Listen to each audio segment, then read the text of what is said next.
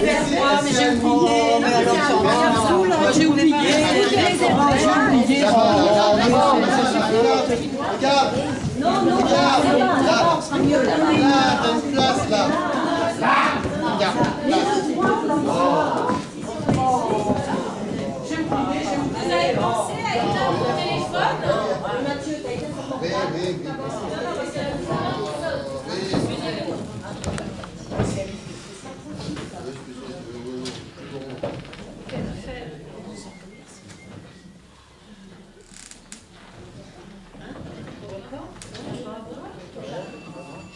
Ah bah bravo. Bien, ouais, bravo. Faire la morale.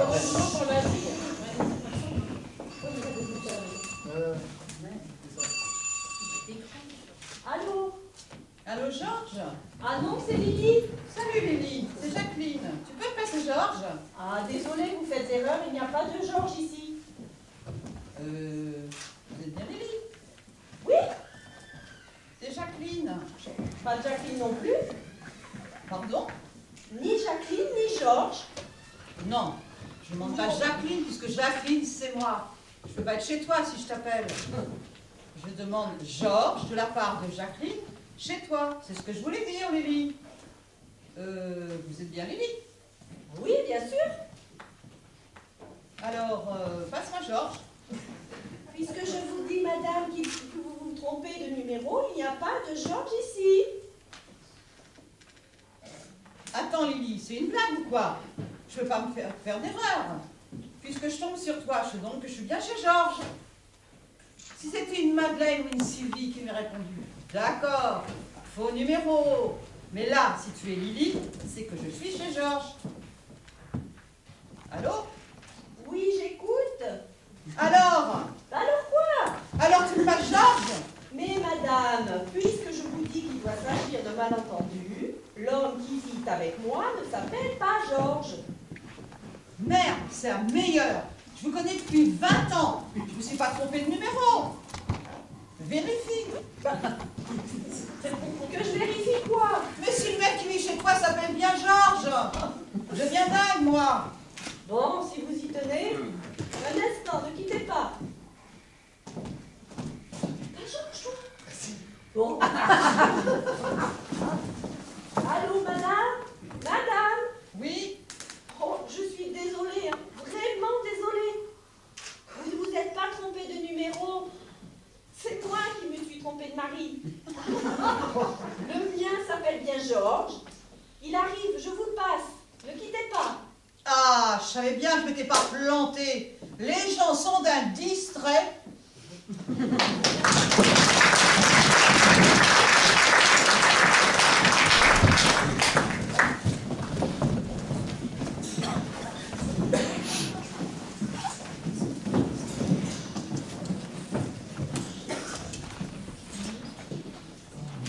Tous les zoologues vous le diront, même amateurs. Et vous le confirmeront. Si vous prenez de pan, de taille, de poids et d'âge pratiquement identiques, c'est celui qui fera la roue le plus souvent qui va crever en premier. C'est logique. Et c'est bien fait pour sa gueule.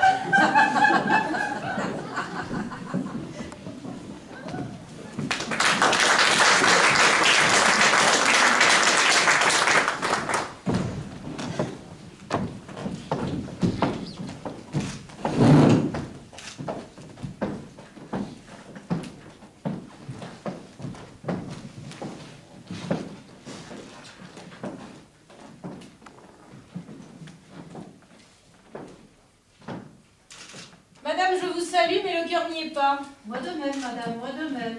Si le cœur y était, cela se saurait. Bien entendu, bien vu, bien compris, bien assimilé, parfaitement reçu, 4 sur 5. 4 sur 5 seulement. Gardons-nous une marge de progression. C'est vrai, vous avez raison. Je vous disais donc que le cœur n'y était pas. Et avouez que nous avons des raisons pour qu'il soit absent. Qui sort? Le cœur. Ah, certes, 997 raisons. Habituellement, on diminue les raisons. Ça fait un compte juste. C'est plus parlant. Gardons-nous une marge de progression. C'est vrai, j'oubliais. Vous êtes pour les marges, vous. Tout à fait. Et savez-vous, chère madame, pourquoi mon moral est au plus bas? Je suis Baudor. Madame. Moi aussi, il fait trop chaud ici. Mais en dehors de ça, Je soupçonne, je suppute. Bref, ne dites rien s'il vous plaît. Je crois deviner que vous n'avez pas le moral. dans le 1000, madame, enfin dans le 999 pour préserver votre marge de progression. Vous avez visé juste. Et savez-vous pourquoi mon moral est au plus bas? Parce qu'il n'est pas au plus haut. Mais encore. Parce qu'il est chancelant. Et pourquoi vacille-t-il à votre avis? Parce qu'en analyste compétente, fine et observatrice, vous vous êtes rendu compte que la situation n'autorise pas un moral pétaradant, rutilant, flambant neuf. On peut même jeter la marge de progression et aller jusqu'à flambant 10. Bref, que l'avenir n'est pas ce que nous révèlent les revues, les gazettes, les sondages, les hommes politiques, les comités, les commissions, les prévisions et les prévenus. Les prévenus. Ceux qui en veulent deux, sans marge. En fait, ça ne va pas. Ça ne va plus. Ça n'est pas brillant. C'est même carrément mat. Échec sur toute la ligne. Le chômage ne chôme pas. Les indices pessimisent Et les pessimistes persistent. et les autres signent. Le malaise s'accroît. Et la bannière aussi, nous sommes dedans. Jusqu'au cou. Et pourtant, il y a des gens qui y croient encore. Vous êtes sûr? Des fous, Sans doute. des illuminés. J'ai même entendu parler d'un groupe qui envisage de monter une pièce de théâtre. Vous plaisantez. Mais je ne plaisante jamais, Dieu m'en garde. Mais comment peut-on, de sang-froid, les idées claires, à jeun, ayant satisfait au contrôle antidopage, se lancer dans une telle aventure alors que tout va de plus en plus mal et que la seule solution que l'on peut espérer soit qu'on nous explique pourquoi tout va de plus en plus mal. Mais pour cela, justement. Pourquoi? Pourquoi? Non, pas pourquoi, mais pourquoi? Pourquoi quoi? Dans quel but? Pour essayer d'introduire un petit peu de mieux dans tout ce qui va mal. Pas si bête finalement. Finalement, à la réflexion, ce sont peut-être eux qui ont raison.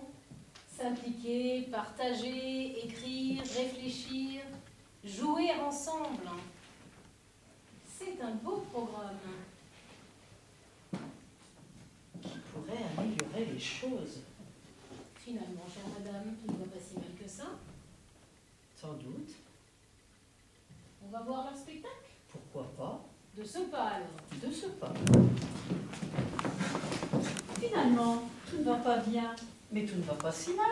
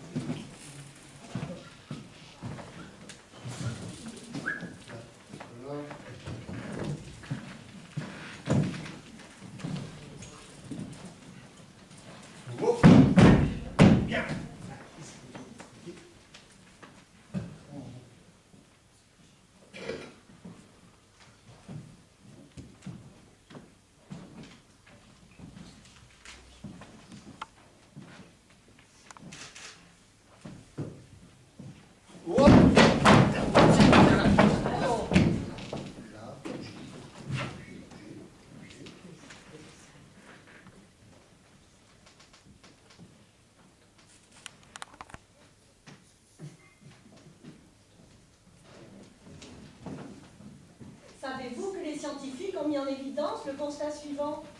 La différence fondamentale entre le chien et l'être humain, c'est qu'ils ont des réflexes identiques. Passionnant. Mais finalement, le chien, sa réputation est très surfaite. Ah oui? Bien sûr. Réfléchissez un instant. On s'extasie sur la fidélité exceptionnelle de cet animal. C'est vrai. Vous ne pensez pas que si le chien savait se servir d'un ouvre-boîte au moment de la pâtée, il serait nettement moins fidèle à son maître? Vu sous cet angle,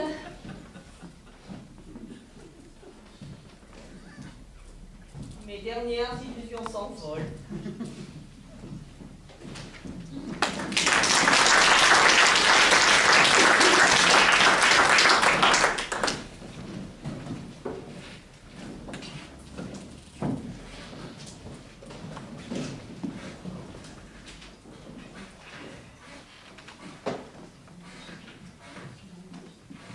Bientôt les vacances. Vous partez? Bien sûr, je ne vais pas laisser passer ça. Mer, montagne, campagne? Oh, montagne, montagne. Les vacances à la mer, avec le monde qu'il y a, les files d'attente, les embouteillages. Les coups de soleil en plus. C'est comme tous les emmerdements de Paris, les coups de soleil en plus. Ah, vu sous cet angle. Je reste quand même un peu plage, moi. Pourtant, j'ai un réel problème. Voyons lequel. En fait, quand je sors d'un bain dans l'océan, je voudrais penser à la grandeur qu'il y a à s'immerger dans des flots multimillénaires, à la démesure entre ma petite personne et cette formidable puissance, à la splendeur des vagues purificatrices. Tout cela me semble un peu lyrique, mais tout à fait louable. Voyons, qu'est-ce qui vous en empêche? En fait, je ne songe qu'à une chose quand je sors de l'eau. Comment me débarrasser de ce putain de sable entre les toits de pied?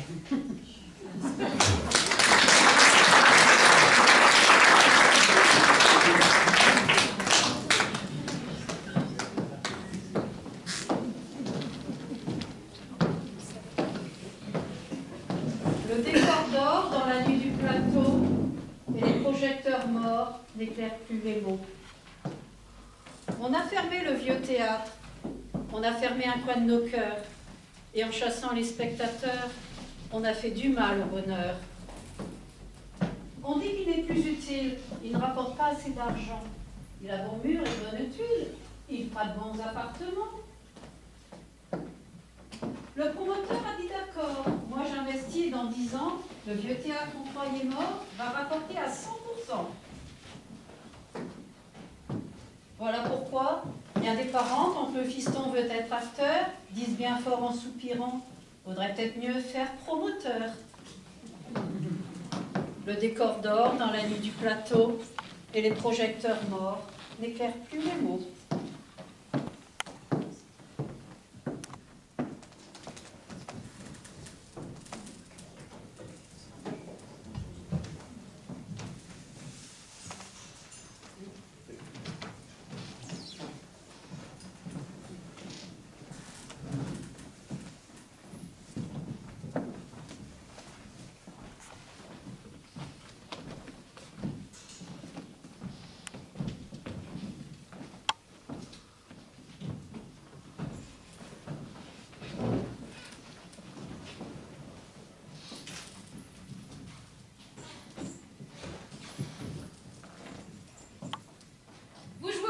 Chère madame?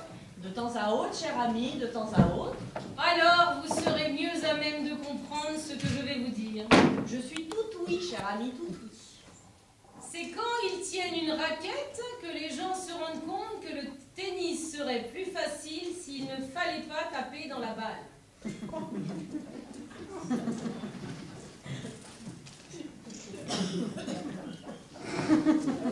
Vous pourriez répéter, parce que là...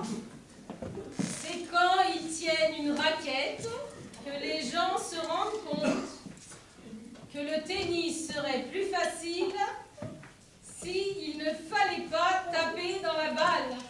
C'est une évidence. Je ne vous le fais pas dire. Hein. Si, c'est lumineux. Merci. Vous êtes... Je n'en trouve plus mes mots.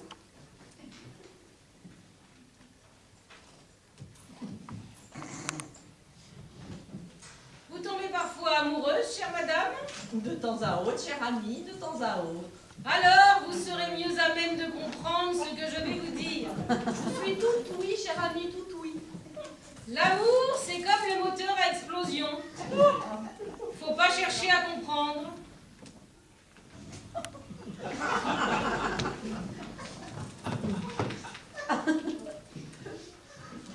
Vous pourriez répéter. L'amour, c'est comme cherchez à comprendre. C'est une évidence. Je ne vous le fais pas pire. Si, c'est volumineux. Voici. Vous êtes... Je n'en trouve plus mes mots. Vous êtes mère de famille, chère madame? De temps à autre, cher ami, de temps à autre. Alors, vous serez mieux à même de comprendre ce que je vais vous dire. Je suis tout oui, cher ami, tout oui. Les parents, c'est comme les rouleaux de papier toilette. Tant qu'il y en a, ça paraît tout naturel. Dès qu'il n'y en a plus, on est bien emmerdé.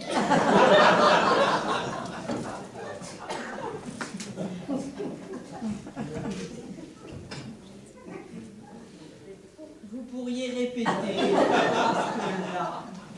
Les parents, c'est comme les rouleaux de papier toilette. Tant qu'il y en a, ça paraît tout naturel.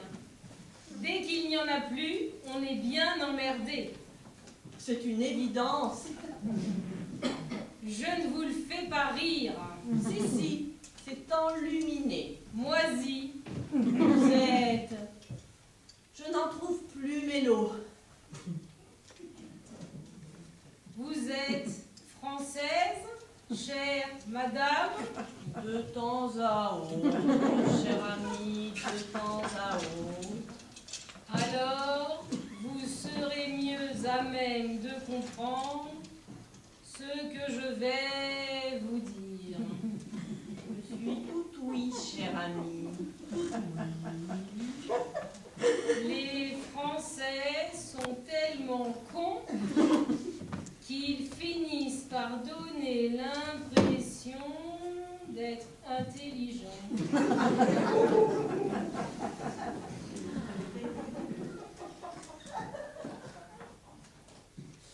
Vous pourriez répéter, parce que là...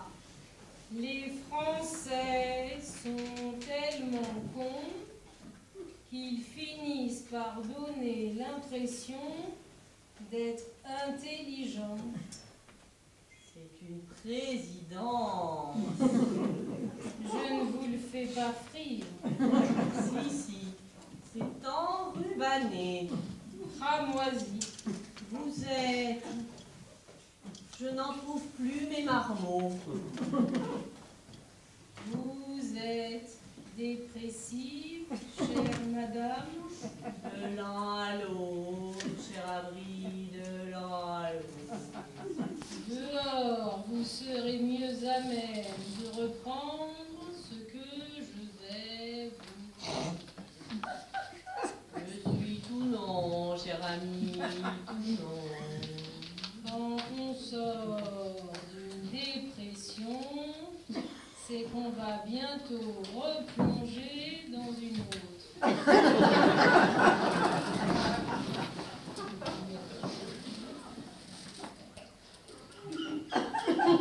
Vous pourriez remiser un peu d'eau. Quand on dort d'un demi-pression, c'est qu'on va plus tard en ronger quelqu'un d'autre. C'est une résidence. Je sens l'effet du cuir. Sol, c'est gros miné. Virstop. Vous êtes... Je vous recouvre des mots. Wo ist der Kramner, der Frosch?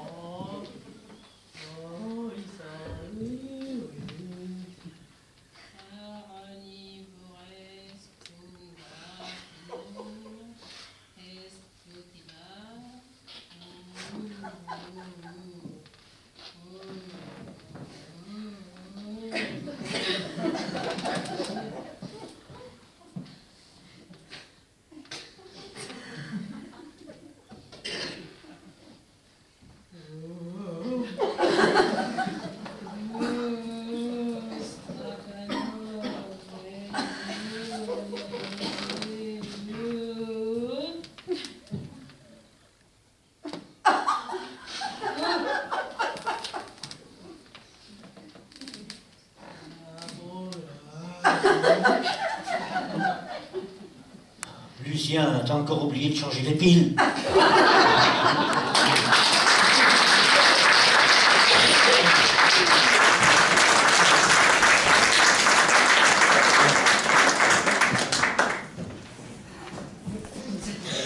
Les idées, c'est comme les champignons. Quand on vient les cueillir, on a l'impression qu'il y en a plein. Quand on veut les faire mijoter pour écrire une pièce de théâtre, on s'aperçoit que ça diminue à la cuisson. En plus, moi, quand je vais cueillir des champignons, j'en ramasse tellement peu. Alors...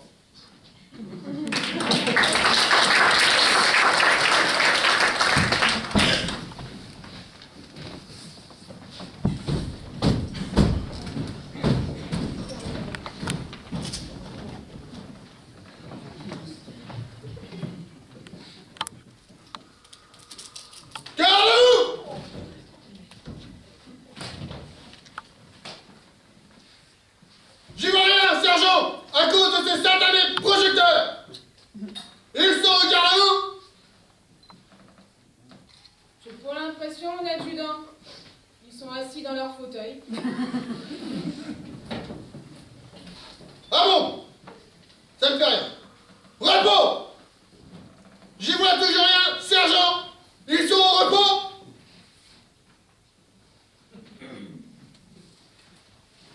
Ben, j'ai pour l'impression, mon adjudant, ils sont toujours assis dans leur fauteuil. Ça fait pas grande différence. Bon, passons sur le protocole. Je dois leur dire 2 mots. Soldat, l'adjudant ici présent va vous dire 2 mots. Alors, silence dans les rangs. Là, on peut dire dans les rangées. Silence dans les rangées. Même dans les travées. Silence sans entraver. Voilà, j'ai des instructions à vous transmettre. Alors on la ferme. Parce que les instructions, c'est instructif. Et les transmissions, c'est transmissible. Oui, ça va bien, sergent, maintenant. Impeccable, mon adjudant. Merci de prendre soin de ma santé, mon adjudant. Heureuse de servir sous vos ordres, mon adjudant. Et vous, si je peux me permettre, mon adjudant? Non, je voulais dire... Silence dans les rangs. On écoute ce que l'adjudant voulait dire. Mais pas à eux, à vous, sergent. Silence les paras, eux, ils avouent au sergent. Excusez-moi, je ne vois qu'une solution. Garde à vous, sergent. Et maintenant, voici mes instructions. Pour vous, sergent, pour vous. Fermez votre grande gueule, compris? Bien. Donc, les consignes que j'ai à vous transmettre sont les suivantes. Le théâtre dans lequel vous avez pris place est désormais dans la zone de tir. En conséquence, le haut commandement a décidé l'évacuation immédiate. Donc, dispersion dans l'ordre. Vous repérez la lettre de votre rangée et vous vous dirigez, une fois sorti, vers les camions correspondant aux rangées précédemment évoquées. C'est simple. Rangée A, camion A, rangée B, camion B, et ainsi de suite. Les spectateurs ayant des invitations disposent de véhicules blindés avec chauffeur. Les autres se démerdent à monter sur la plateforme des camions bâchés. Pour ceux qui avaient des demi-tarifs ou des places collectivité, ils feront la route à pied. Exécution! Exécution! Sergent! Sergent! Ah oui, c'est vrai. Qu'est-ce qu'il peut être con quand même? Repos, sergent! À vos ordres, mon adjudant. Je viens de donner l'ordre d'évacuation, sergent, et il me semble que la salle ne réagit pas. Confirmez, mon adjudant. Confirmez quoi, sergent? Confirmation qu'il n'y a aucun mouvement dans la salle, mon adjudant. Eh bien, faites quelque chose, mon vieux. Bougez-vous les fesses. Évacuation, ça veut dire évacuation. Faites évacuer. Il n'y aura pas d'évacuation. Et une fois de plus, vous n'avez rien compris à rien. Vous perdez la tête, sergent. Reprenez-vous immédiatement et faites-moi évacuer cette drôle de jeune salle.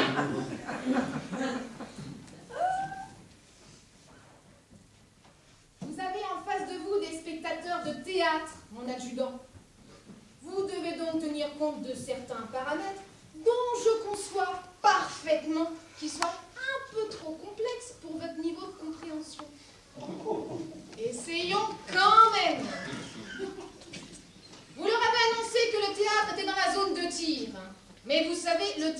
a toujours été et sera toujours dans la zone de tir.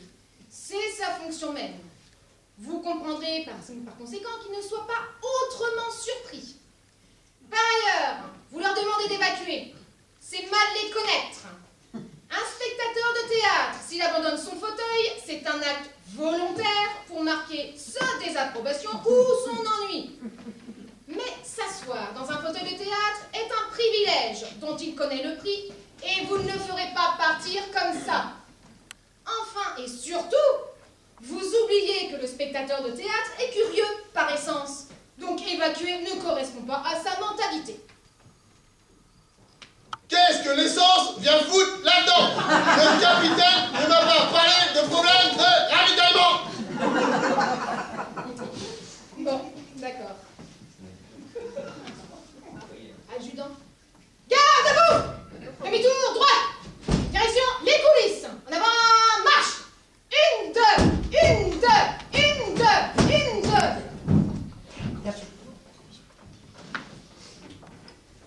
Le théâtre est dans la zone de tir. Mais bien sûr, face aux balles, aux bombes, à la bêtise, au racisme, à la médiocrité, il reste une formidable école de résistance et de démocratie. Sans compter le rire, la poésie, la tendresse. Le théâtre est dans la zone de tir et il faudrait l'évacuer. Allons donc! Solides dans nos rangées, ancrés dans nos travées, nous restons là, fidèles au poste. Garde à vous.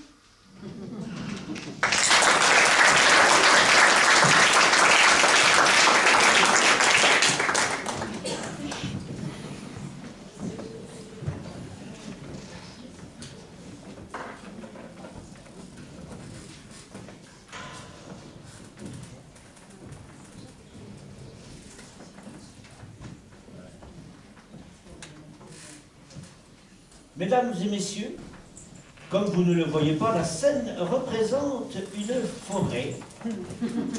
Et oui, des coûts de production de plus en plus élevés nous ont amenés à faire appel à votre imagination. Veuillez donc considérer que vous avez devant vous un somptueux décor de forêt. Et comme c'est vous qui investissez dans ce décor, en quelque sorte, nous vous demandons d'apporter un soin particulier à la qualité des couleurs, à la finesse des feuillages, aux nuances des fougères. Soignez particulièrement, s'il vous plaît, le velouté des mousses. Et allons, pas de petites économies, choisissez quelques arbres d'essence précieuse. Bien, nous y sommes au cœur de cette forêt, approximativement au centre du plateau. Placez une clairière. Attention, pas une de ces clairières quelconques que l'on trouve n'importe où, non. Une clairière parfaite, harmonieuse, une chambre au centre des bois. Un lieu propice au repos, à la détente, à la réflexion. C'est fait. Maintenant, disposez quelques raies de lumière pour rendre claire votre clairière. Oui, d'abord par respect du vocabulaire et de la typologie, ensuite et surtout par ce goût du contraste qui doit habiter tout décorateur, tout décorateur. Quel contraste, me direz-vous? Attendez, ne soyez pas impatient et terminez votre travail. Vous y êtes? Tout le monde a fini? Alors, action. Au milieu de la clairière, Claire, arrive le poète, son...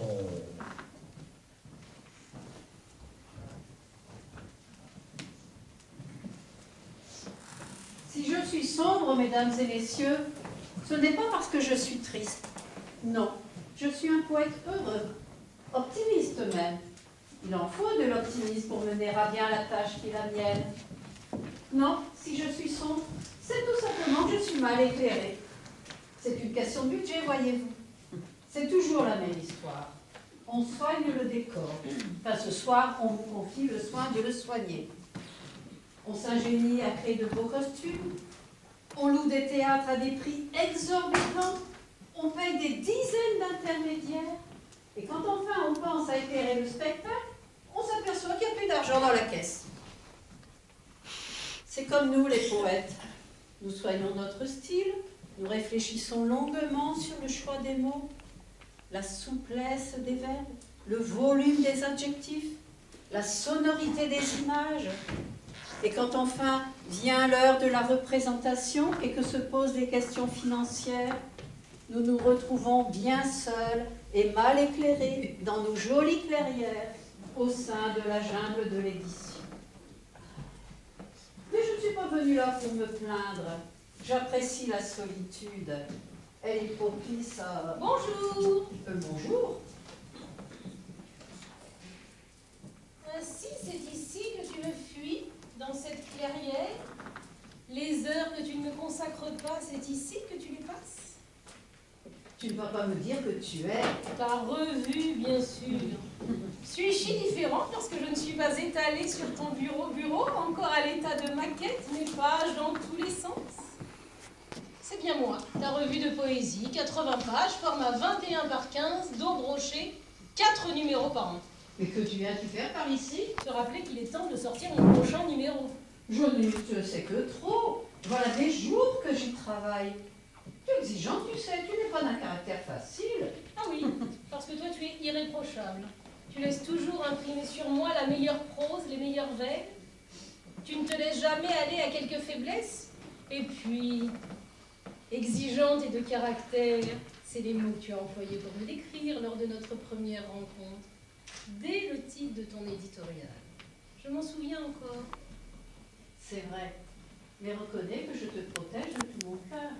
Je suis attentif à ta qualité. Je te respecte et je respecte tes lecteurs. Je sais bien que tu m'aimes pas. Et c'est pour ça que je suis venue te trouver en encre et en papier, pour te dire que je suis heureuse d'être ta revue.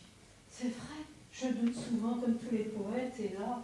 Je te laisse. J'entends du bruit, j'ai les pages fines. Allez, à tout à l'heure sur ton bureau. Attention ta couverture dans toutes ces broussailles. Et dire que je ne vois jamais personne ici. La musique que vous entendez annonce l'arrivée de la musique. La musique, le personnage, hein. Non, on vous le dit parce que c'est pas facile à habiller la musique. Alors, comme pour le décor tout à l'heure, faites un effort. Hein. Après tout, vous êtes des spectateurs de théâtre, que diable, si vous voulez qu'on vous mâche tout, allez au cinéma. Hein. Ou pire encore, restez devant votre télévision. Ici, désolé, il faut y mettre du sien.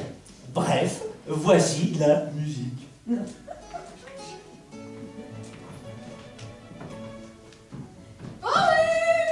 Comme l'autre vient de le dire, je suis la musique. Écoute.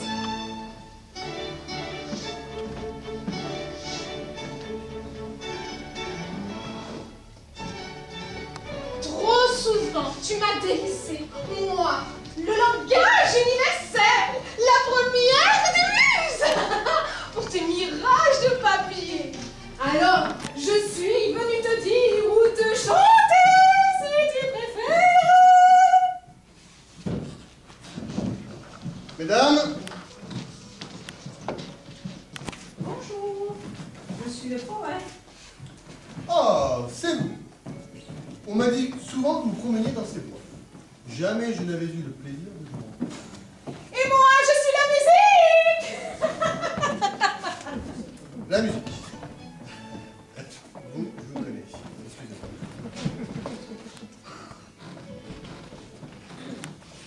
Quant à moi, je suis ingénieur des eaux et forêts, responsable de ce domaine. Que pensez-vous justement de notre forêt? Elle est belle, frémissante, Harmonieuse. apaisante. Nos arbres, Mélodieux. nos mousses, Tendre, acide, Oh, assourdie et grelette, hein. et nos plans d'eau. changeant, indéfinissable et pourtant précis. Symphonique. Eh bien, profitez-en, mes amis, profitez-en. Car de belles forêts comme celle-là se font de plus en plus rares. Et dans cette société d'hommes qui bien souvent tuent les arbres, elle reste comme une sorte de petit miracle éternel. En plus, celle-là, elle a vraiment de la valeur, car elle est entièrement née de l'imaginaire de spectateurs de théâtre. Et les spectateurs de théâtre, mes amis, c'est comme les forêts, ça aurait plutôt tendance à disparaître. Bon, à bientôt. Je m'en vais rendre visite à une famille d'érables qui me pose quelques inquiétudes. Je vous accompagne. Ces érables pourraient peut-être m'apprendre des choses bien particulières à propos d'une harmonie spéciale que je cherche à retrouver depuis longtemps.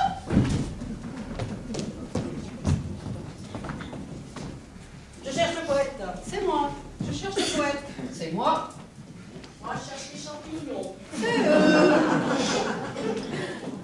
Puisque vous êtes le poète, je vous informe que vous me devez depuis pleine nous sommes ronds de lettres pour imprimer vos eaux de lettres qui ne valent pas tripette. Bref, payez, sinon, froissez. Mais c'est que justement, j'attends une subvention Qui vous est refusé, cher ami? Qui vous est refusé? C'est ce que je venais vous annoncer au sein de cette imaginaire clairière. Très bonne idée d'ailleurs, de faire inventer tout cela par les spectateurs. Excellent même, ça va plaire au ministère. Économie de budget, participation activité publique. Bravo, un bon point. Où en étais-je, moi? ma subvention pour payer mon imprimeur ici présent. Ah oui. En tant que responsable, avec un R majuscule, j'insiste, au ministère, avec un M majuscule, merci les revues de poésie, minuscule la revue et minuscule la poésie. Ne gâchons pas le papier à lettres. Je vous réitère notre revue pour votre refus. Votre refus pour votre revue. De toute façon, c'est pareil. Comprenez-vous? Votre revue est intéressante. Elle paraît depuis longtemps. En tant que poète, vous avez un besoin absolu d'instabilité, d'angoisse. En vous refusant notre subvention, nous vous encourageons donc à continuer. Bravo, bonne chance. Bravo pour le décor, il fallait commencer. Moi, le décor, j'en ai rien à faire. Mes factures, elles sont bien réelles. Payez, sinon je n'imprime plus. Compris?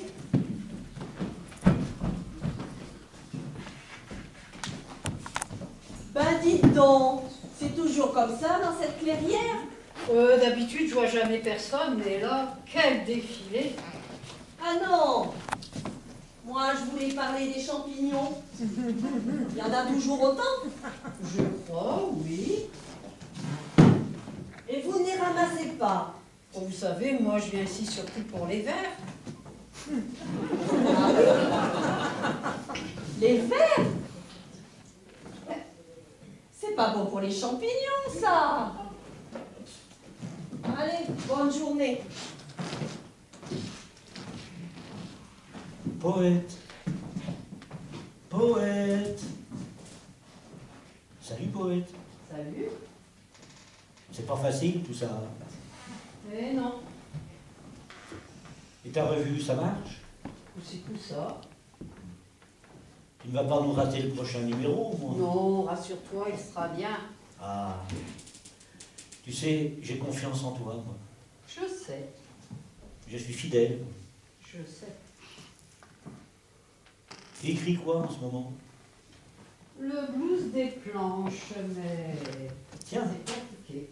Ah ouais. Et ça commence comment, ça? Le blues des planches, C'est quand le projecteur s'éteint? le blues des planches, C'est quand on rebouche le fond de teint. le blues des planches. C'est quand on sait bien que c'est la fin. Le public est parti, dans la salle c'est noir. Les costumes sont rangés dans les mains de dossier. Il y a une odeur de phare qui sonne comme un espoir. Le blues des planches, C'est quand le projecteur s'éteint?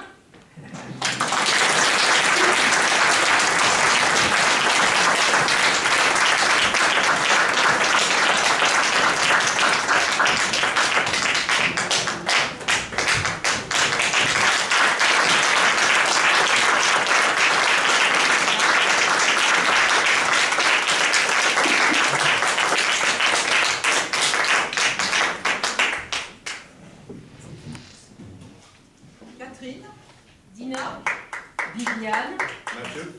Estelle, Fabienne, Annie.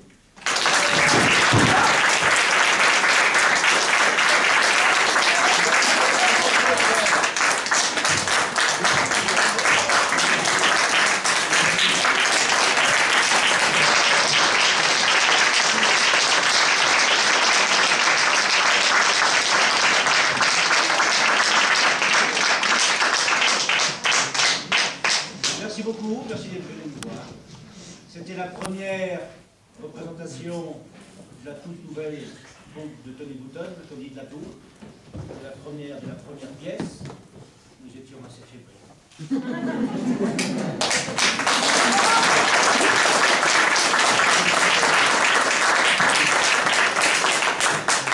C'est tout nouveau ici, tout nouveau pour mes petits camarades, et je trouve personnellement, sans vouloir leur jeter de fleurs, qu'ils se sont bien vus. Ouais.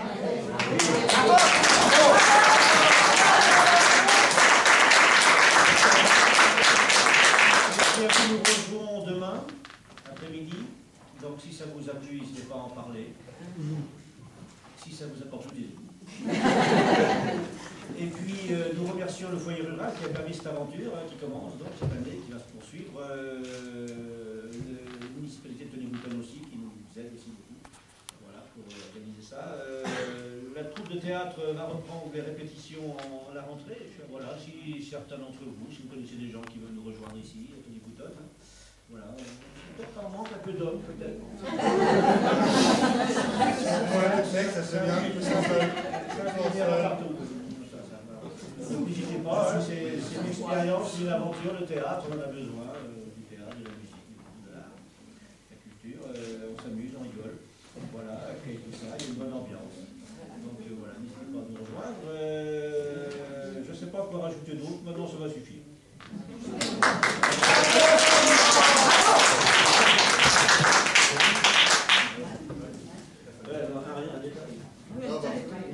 Bon, alors voilà, là ça va être l'entracte, donc on va pouvoir casser la croûte un petit peu du gâteau qui est célébré dimanche.